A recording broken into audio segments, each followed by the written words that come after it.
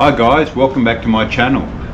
If you're new here, I'm Michael and I like to do motorcycle related content, be it with my Harley Davidson or my camper trailer, my CBR 1000F that I'm currently renovating.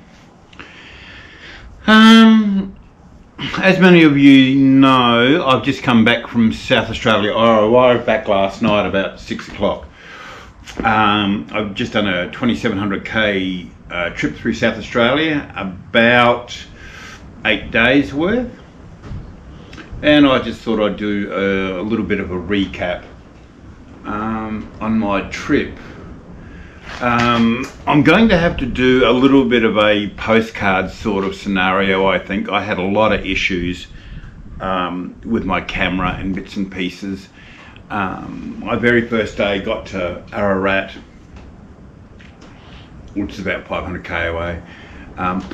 While fueling the bike, I had a bit of backsplash, filled my helmet up with petrol, all my clothes. It buggered up my audio and all the crap that went with it, so there's not a whole lot of filming in the beginning, and it took 2 or 3 days to get the camera sorted out and dried out and what have you. So a lot of it will be still footage. I've got some footage. I had issues all the way along. I filmed a little bit as I was going over the hill, and for some reason it filmed double time. So it's really strange. As you'll see, I'll put bits and pieces in, but a lot of it will probably be just still photos that I was taking from my camera. Overall, trip was fantastic. Rod and I left early Sunday morning, and as I said, we rode to Ararat the first day, divided our ways in Bendigo. Rod didn't really want to know where we were going, he was just following, and I think I must have been riding a bit slow. I knew I was turning right, and he was in a left lane and was ahead of me. I was trying to get his attention as I was turning, flashing my lights and waving and carrying on, but he had his music fairly loud and I don't think he was paying much attention. And I was talking to a girl in a car that was sitting alongside me, and she said, "Oh, do you want me to flash him?" And I thought, "Oh, he'll enjoy that." And she goes, no, with my lights. So she tried to flash him and get his attention, but it didn't happen. So then she offered to follow him and see if she could catch up with him and get him to come back, like make the turn. I waited a little bit, and then I proceeded. I told him we were going to Ararat and where the caravan park was that we were staying at, which was the G'day Caravan Park. It used to be the Pyrenees Caravan Park, but we were staying there the first night. So I rode slow down there hoping he'd catch up, and we basically arrived at the same time, so it wasn't so bad. Next day we rode down to Port Macdonald, which was great, catching up with some of his friends, and Derek, or Darrow as he's known. He builds camper trailers. It was supposed to be a part of his retirement plan, and then COVID came in and it kind of all went to shit. So we caught up with those guys, had a few quiet lemonades at the hotel, and then went back to Lance's house where we stayed overnight on the beach, which was lovely, and a few of his friends come over, and we had a few more lemonades and some pizza and bits and pieces. It was a great night. Then we rode on to Robe through Beachport. On the way to Beachport, I got stung on the face by a hornet or a bee, and my face was all swollen up, so that was joyful for a few hours. Made all my mouth go numb, which wasn't particularly good. But we rode on to Robe, which I hadn't been for 40, I think I worked out at 45 years. So it's been a long time. So we rode up to Goolwa, which was about day 3, I think it was, and caught up with my sister Bev and my brother Kerry, which was nice. And then we rode on to Victor, Victor Harbour for a crayfish lunch. Anyway, what I'm going to do, this will probably be over a 2-part video I'm thinking I'm going to do. Just going to talk about some of the things that happened, what I would take with me, what I wouldn't take with me, and some just basic stuff about the trip. I made some mental notes, and I took some information down. So I covered just about 2,700 kilometres, 2,700 kilometres. I filled the bike up 13 times. I've still got a bit of fuel in the tank, I think about 180k, but I'm just averaging it out. All up for that ride, it took 190.13 litres, so say 190 litres of fuel. And in South Australia, and anywhere apart from Omeo, fuel's about $1.30 a litre. So from saying that, I'm just reading some notes off my phone. So saying that, it cost me $247.17 in fuel, which wasn't too bad. I found the Harley, South Australia has a 110 kilometre speed limit, so when you're not in built up areas and stuff, you can do 110. It seemed to suck a lot of fuel. I thought so anyway.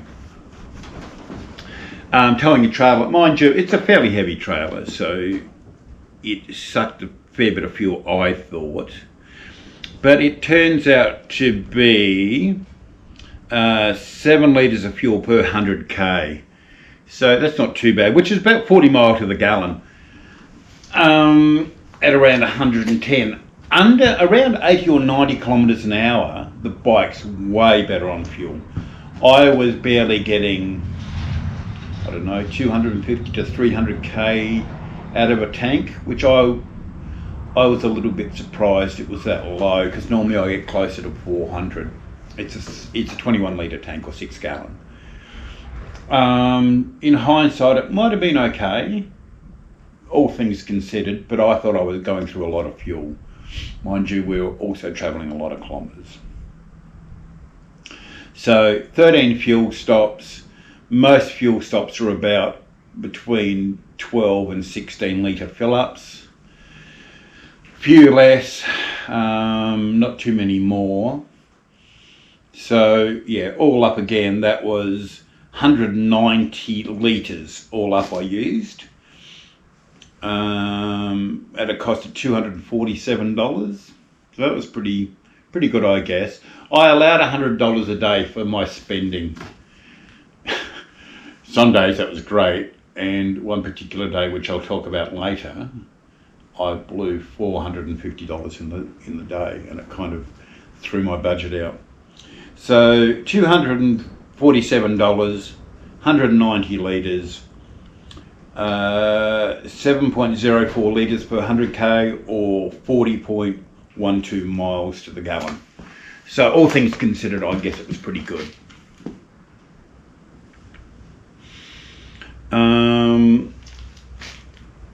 Travelling wise, the bike ran great, trailer was good. Prior to travelling, it was a fairly new trailer. I'd only towed it 50 or 60 kilometres. And speaking to Derek, who builds these trailers, said it has a torsion suspension, and they are tight for about the first 1,000 kilometres, which I have to tend to agree, because the wheels were kind of flexing together, and sometimes I had air between my tyres and the ground, travelling over the hill. By the time I got to Adelaide, that had settled down a fair bit. I had between 12 and 20 pounds of air in the tyres to compensate for that. Probably a little bit less than what I should have. Now I'm up at 20 pound and it sits and it's good. But up to that stage, it wasn't so fine because it was bouncing quite a bit.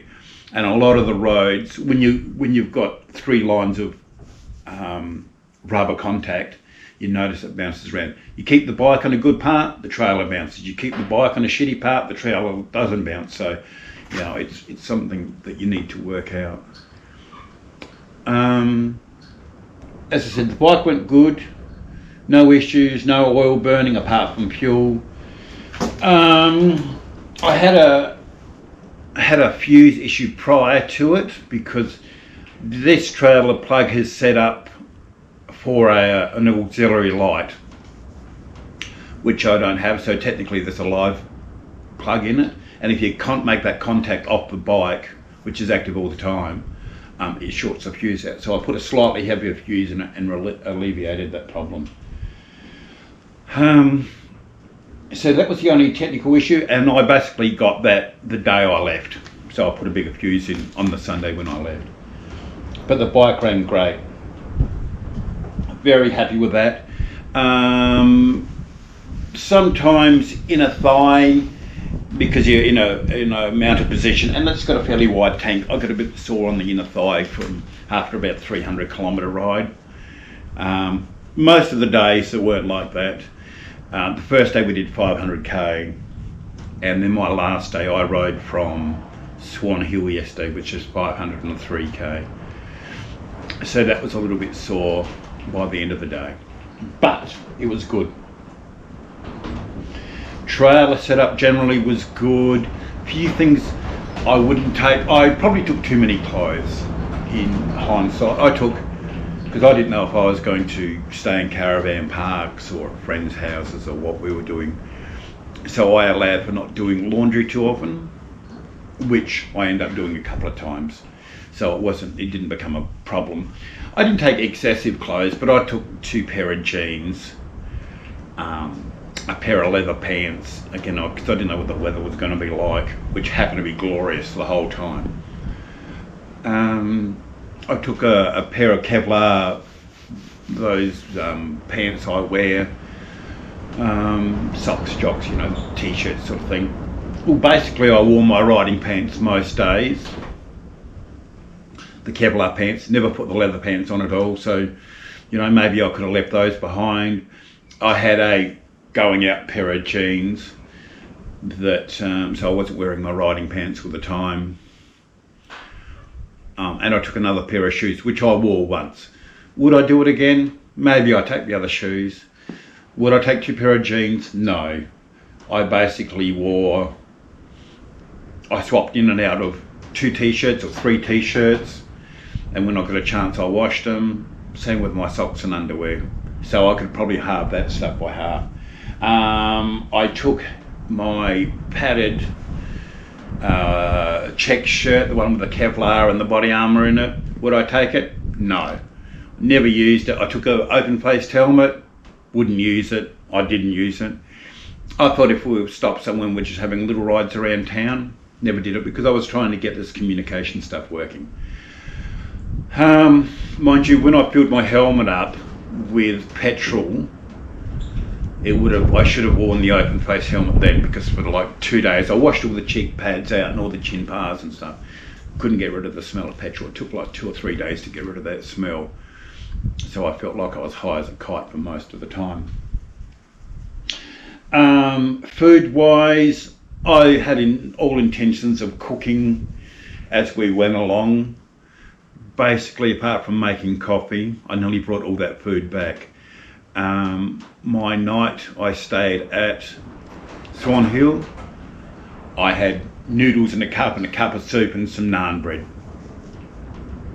So that was basically a waste of time taking that as well.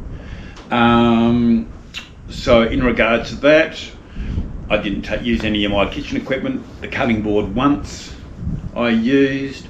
Rod and I got given a crayfish by these people down at Port Neal, because that's Port Neal. Got given a crayfish by these people down at Port Macdonald, which was great, and we had it the following day in sandwiches in Victor Harbour.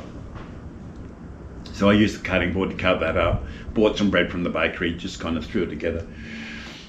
So for me, travelling alone, maybe I take food, but we used to make a cup of coffee in the morning and then go to a local bakery or some other place for something to eat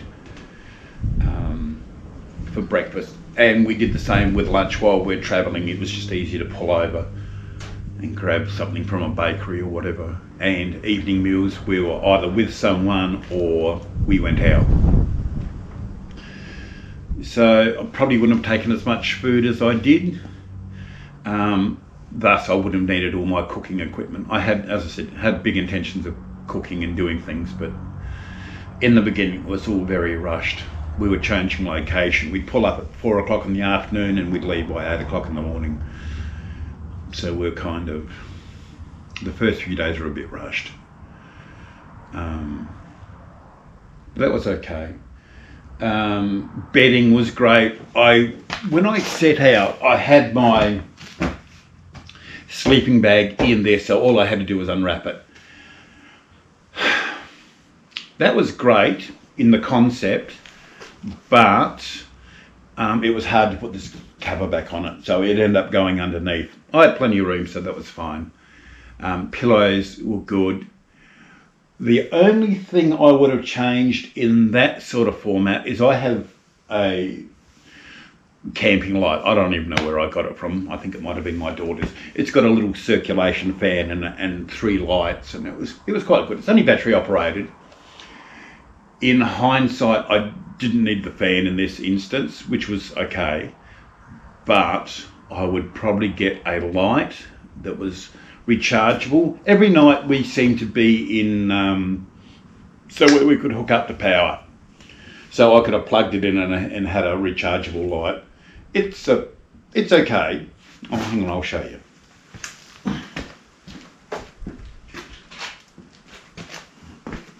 It's okay. It's a little battery operated light, which now isn't working for exactly that reason. Oh, there it is. So it's got 3 different lights in it, and a fan, which again is not working at the moment. So I think this one's just about died. It got crushed a few times. So yeah, I think all the wiring is loose or something in it. So I'm definitely going to invest in a better camp light. Because this is actually even quite heavy. So just a lighter camp light. It's been glued together a couple of times in bits and pieces, but that's basically bugging now anyway. So that's something I'm going to have to invest in. The only other thing that I broke my charging lead for my phone on the bike, so I've ordered a cordless one. Slapping around in the wind and stuff, it charged, discharged. My phone has tells me when it's charging and stuff, and it kept on dropping in and out because of the bumping on the road. So I've got a cordless one coming and a buffer, so it stops that vibration. But I only ordered that this morning, so that's neither here nor there. But that's all good too. I took my fins and snorkel, as you saw when I packed. Didn't take them out of the bag. It was too cold. The water was just icy cold. And again, because we were always in a rush, that happened as well. Maybe if I was travelling by myself, I would have taken more time and just kind of taken it in. As I said, Rod calls me Nana because I ride slow, especially going down hills. On the flats and stuff, I'm fine, and through that sort of stuff. But which led to some trauma later in our travels. But I didn't want to feel like rushed. I was kind of going over to Adelaide to see if I could make that connection again. As many of you know, Casey's moved out of home now, and I don't really have a lot here.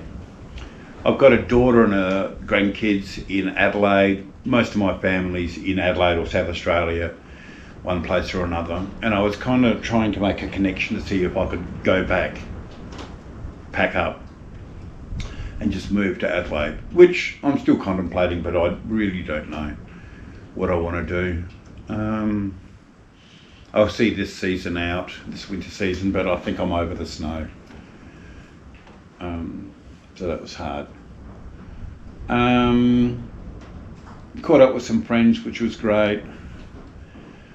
Caught up with family, which is nice. Caught up with the grandkids and my daughter, which was nice. But I've got to seriously sit down and think what I'm going to do. With my fuel that I carry on the sides, I used 5 litres at one stage only to get me into town. I was 25k from Swan Hill, and I was at Tooleybuck, and I had like 16 kilometres of fuel left, so I pulled over, put in 5 litres fuel, and that did me well and truly over the border. Tooleybuck's, which is, I didn't realise when I first pulled in, it's just over the border. It's in New South Wales. So I went over a bridge, couldn't stay in the caravan, parked there, put 5 litres of fuel in, come out, went to Swan Hill. That was my second to last night, or my last night. So fuel, I definitely would carry that again, not a problem at all.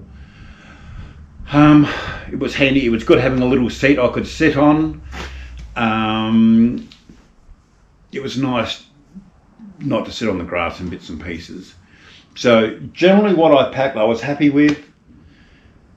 So overall I think I did okay. Some minor things, the fuel, not the fuel, the food, the cooking equipment, maybe I'd change that. I took an esky, which was handy. I bought some Metwurst and stuff for Casey because it's a South Australian thing. I introduced Rod to Metwurst and Fritz in the Barossa Valley. Fritz is kind of like Devon,